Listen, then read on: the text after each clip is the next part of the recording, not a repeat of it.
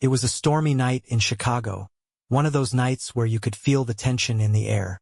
Dr. Rachel Morgan, a dedicated pediatric surgeon, had just finished a grueling 14-hour shift at St. Vincent's Medical Center.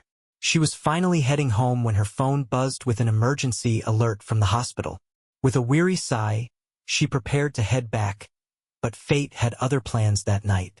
At the edge of the hospital's parking lot, a German shepherd appeared from the shadows. Its fur was soaked, its body trembling slightly, but its amber eyes shone with an intensity that immediately caught Rachel's attention. At first, she thought the dog was just seeking shelter from the rain, but then she noticed it wasn't alone. Something was bundled in a tattered blanket clamped gently in the dog's jaws. The blanket wriggled and released a faint cry. Rachel froze, disbelief flashing through her mind. Is that a baby? Without hesitation, she rushed to the dog, her medical instincts kicking in. She knelt beside it, her scrubs already damp from the rain pooling around her knees. "Good girl. Easy," she whispered, unsure if the dog would trust her. To her surprise, the shepherd calmly placed the bundle at Rachel's feet and took a step back, its intelligent eyes never leaving hers. Carefully, Rachel peeled back the wet fabric to reveal a tiny, pale infant. His little body shivered, his lips tinged a worrying shade of blue. "Oh my God!" she breathed, her heart pounding. The baby couldn't have been more than a few hours old. His umbilical cord was still attached, and his tiny fingers clenched and unclenched as he fought to stay warm.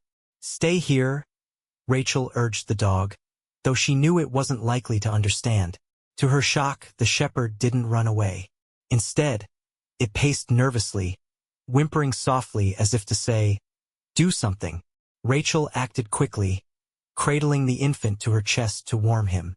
She sprinted back into the hospital, calling for the night shift nurse, Sarah. "Get the trauma team ready. Newborn, hypothermic."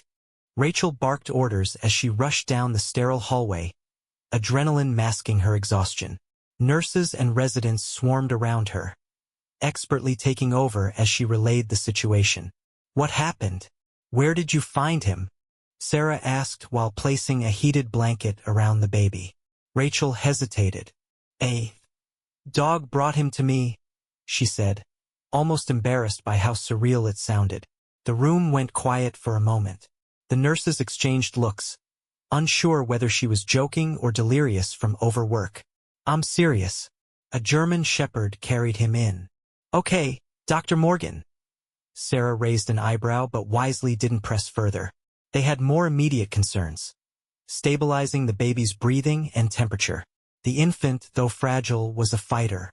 Over the next hour, the trauma team worked tirelessly to warm him up and stabilize his vitals. He finally let out a full, strong cry, a sound that sent a wave of relief through the room. Rachel sighed and leaned against the wall, letting exhaustion creep in as the adrenaline wore off. But something still nagged at her, the dog. Rachel's curiosity got the better of her. After making sure the baby was in good hands, she slipped outside to the emergency entrance. Sure enough, the German shepherd was there, its soaked fur clinging to its body. It sat patiently, its ears twitching at every sound but never moving from its post. Security guard Tony waved at Rachel as she approached. "Is this the dog you were talking about?" "Yeah, that's her," Rachel said, kneeling to get a closer look. The dog's intelligent eyes met hers again, as if trying to communicate something. Rachel noticed a faint scar on the dog's left ear and an old, worn collar with no tag. It didn't look like a stray, but it also wasn't in the best shape. "You think she was protecting the baby?" Tony asked, lighting a cigarette under the overhang. "Maybe," Rachel replied, frowning. "But where did she find him? And why bring him to a hospital instead of just staying with him?" Tony shrugged. "Dogs are smart. Maybe she's been around people enough to know where to go for help." Rachel slowly reached out, letting the dog sniff her hand. "You saved that baby's life," she murmured. "You knew exactly what to do, didn't you?" The shepherd let out a soft huff of air, almost as if acknowledging her words. Rachel stood and made a decision. She wasn't about to let the dog wander off into the storm. "Tony, Can you call animal control? I don't want her ending up in the pound or something. I'll see if I can take her in for the night. A few hours later, Rachel was back at her apartment, toweling off the shepherd. The dog, surprisingly cooperative, sat calmly as if accustomed to being cared for. Rachel noticed that under the mud and matted fur, the dog was actually quite beautiful. A strong, muscular frame, keen eyes, and a noble posture. Despite her exhaustion, Rachel felt a strange sense of comfort with the animal around. I guess I'll call you Scout, she said absently, thinking of the way the dog had led her to the baby. Scout wagged her tail once, almost as if she approved. Rachel sank into her couch and rubbed her temples. The events of the night replayed in her mind on a loop. Where had the baby come from? Was he abandoned by a desperate mother? Was there a crime involved? And how had Scout found him? Her phone buzzed, interrupting her thoughts. It was Sarah. Hey, just wanted to update you. The baby's stable now. We're running some tests, but he's improving fast, Sarah said. Good to hear, Rachel replied, feeling a wave of relief. Any leads on his parents? Not yet. We've notified Child Protective Services and the police, but so far, no missing persons reports match. Poor kid might have been dumped. Rachel's chest tightened. The thought of someone abandoning a helpless newborn in the rain was almost too much to bear. Let me know if you hear anything. Will do. And, about that dog, Scout, right? You keeping her? Rachel hesitated. She hadn't exactly planned on adopting a dog. Her life was chaotic enough with her job. But something about Scout's calm presence soothed her. And after what they'd been through together, she couldn't just send the dog away. Yeah, I think I am, she said softly. The following day, Rachel arrived at the hospital to check on the baby. The moment she walked into the neonatal care unit, she noticed something different. He wasn't crying anymore. In fact, he seemed calm and alert, his tiny eyes blinking up at the world around him. Rachel smiled despite herself. He was already looking stronger. Any updates? She asked Sarah, who was jotting notes on the baby's chart. Sarah nodded. We ran a few tests. No signs of trauma or major health issues. Just mild hypothermia, which he's recovering from fast. He's a tough little guy. Any luck identifying him? Not yet, Sarah said with a sigh. Police haven't found any reports of a missing infant. No surveillance footage from the area turned up anything either. Rachel frowned. How did a newborn end up abandoned with no trace of his parents? The pieces didn't fit.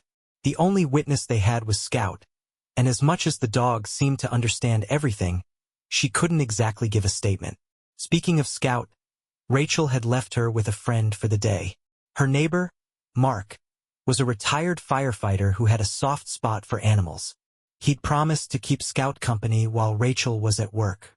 Keep me posted, Rachel told Sarah before heading to her office.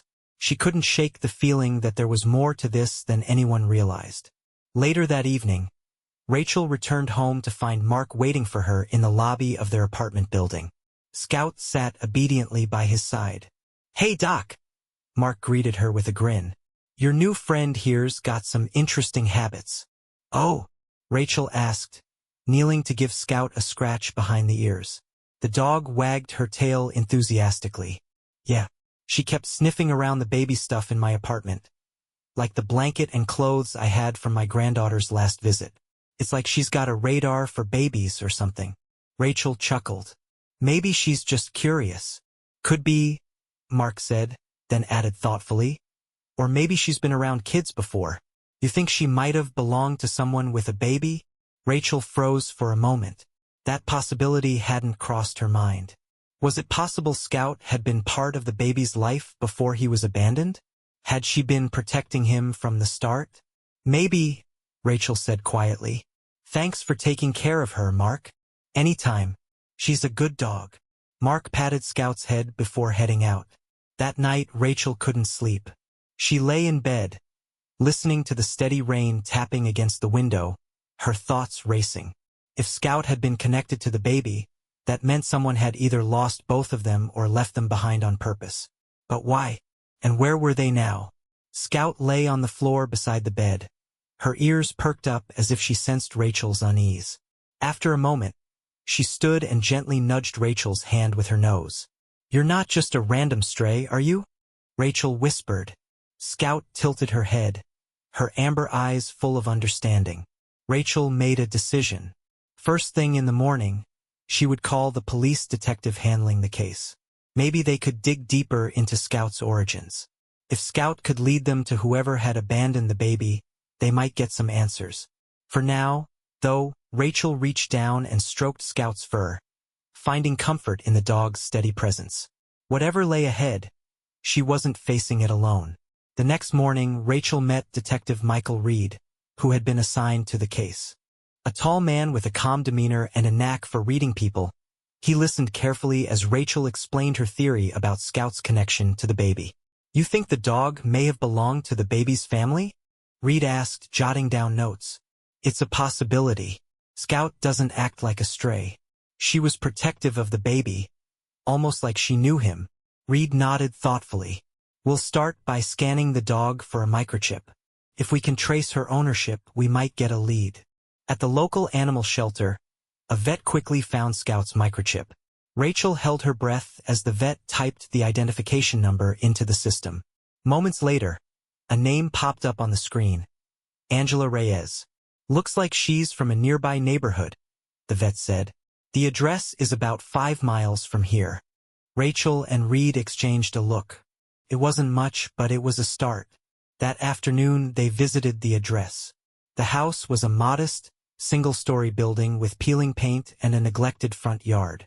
A neighbor, an elderly woman named Mrs. Carter, answered the door when they asked about Angela Reyes. "Angela? She used to live here, but she moved out a few months ago," Mrs. Carter explained. "Young woman, maybe in her 20s. She had a German Shepherd."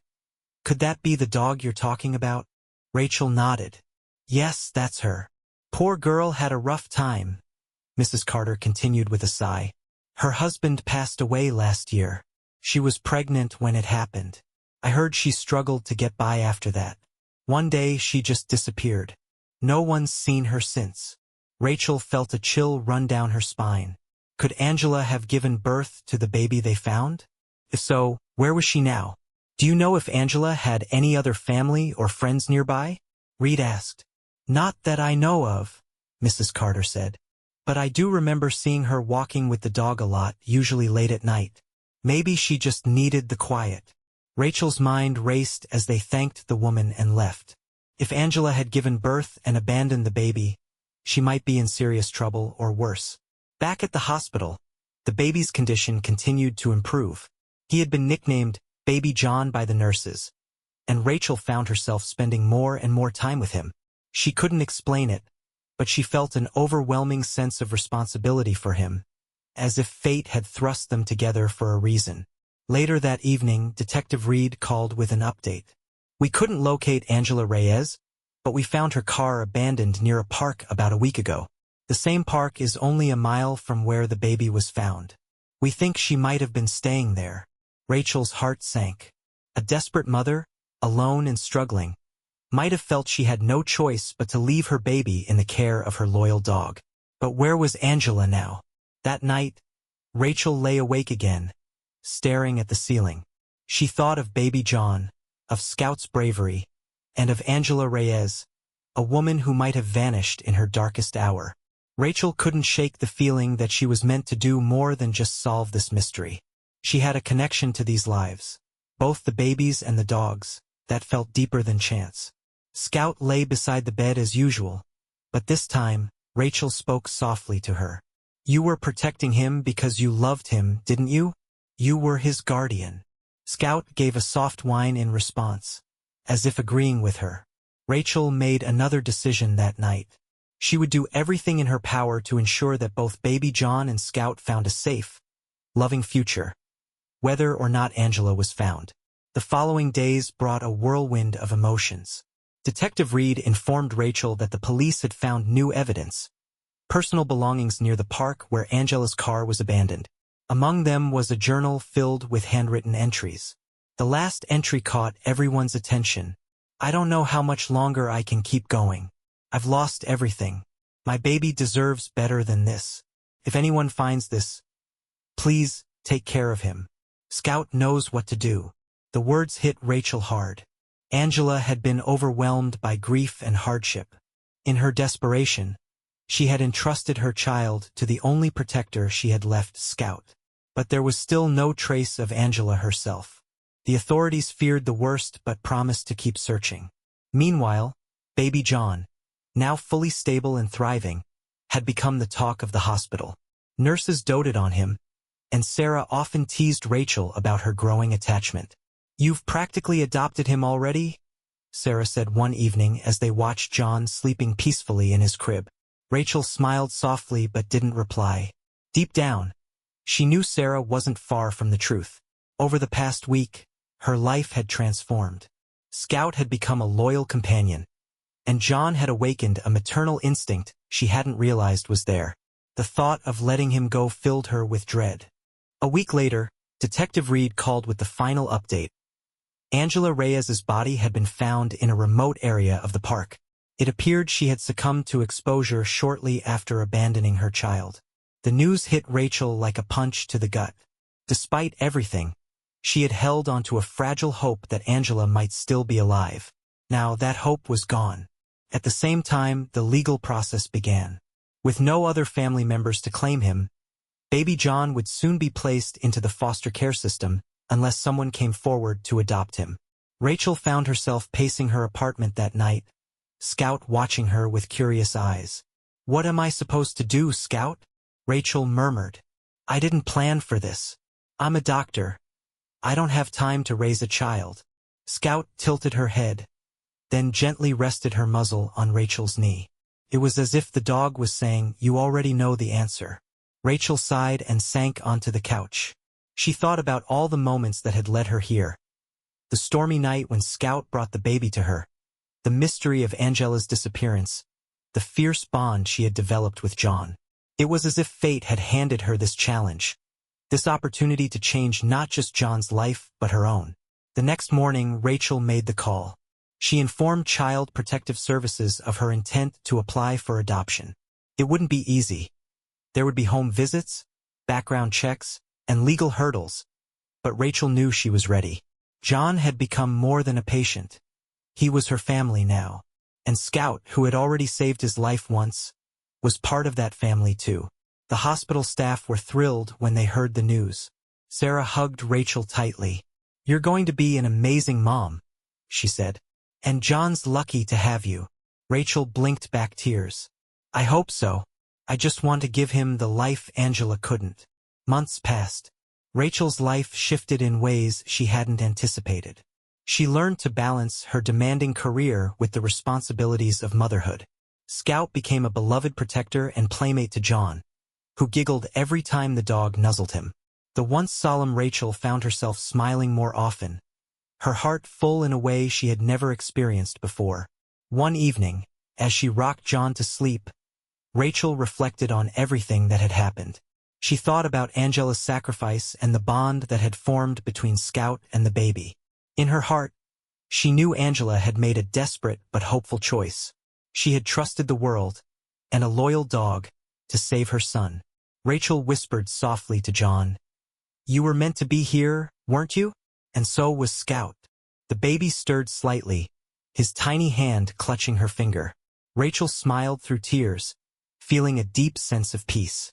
Life had thrown her into an unexpected journey, but it had also given her something she never knew she needed: a family. Rachel never forgot the night that changed her life. When she thought about what she had learned, one truth stood out above all else. Sometimes, life's greatest gifts come from the most unexpected places. Whether it was a loyal dog, a helpless baby, or the courage to open her heart, Rachel had found a new purpose. To anyone facing a similar moment of uncertainty, she would offer this advice: trust your instincts. Trust the connections you make, even if they don't make sense at first. Life has a way of leading you where you're meant to be. And in Rachel's case, that place was right where she was, with Scout at her side and John in her arms, finally home. Thank you for listening to this instructive story. Write your opinion in the comments about this situation and don't forget to like and subscribe.